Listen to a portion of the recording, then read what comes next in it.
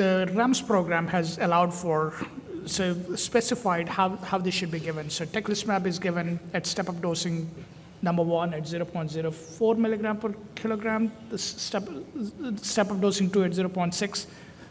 The target dose is 1.5 milligram per kilogram. Each of those doses separated by 48 hours of observation. And the last dose, again, 48 hours of observation.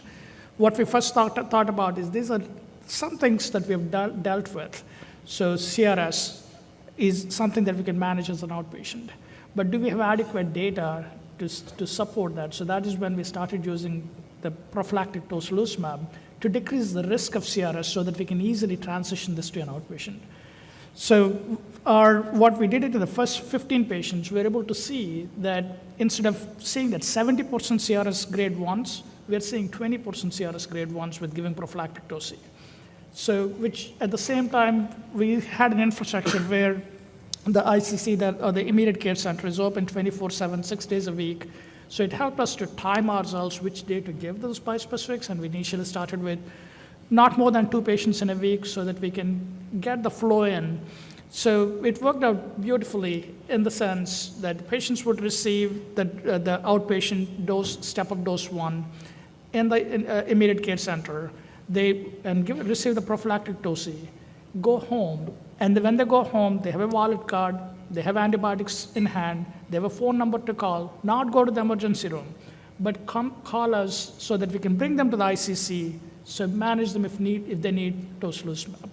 So with this approach, we treated the first 70 patients. We had 4 inpatient admissions.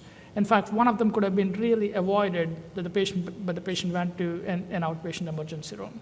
So it is practical. You can do that. And the patient education is the key. Patient needs to understand when to call, need to have those wearable devices or have the thermometer, having a caregiver taking those temperatures at time, calling us. So we have the buy-in from the ICC where it's all APP-driven at our institution. And when the patient calls in, they get the priority to bring it back.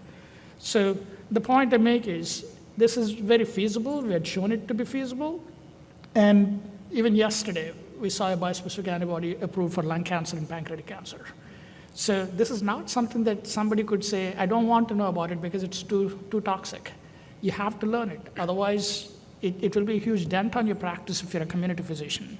You work with us or any academic center, learn how to give those. Once you get that familiarity with the first 3 months of giving those first 2 patients, you can absolutely start to give these drugs as an outpatient.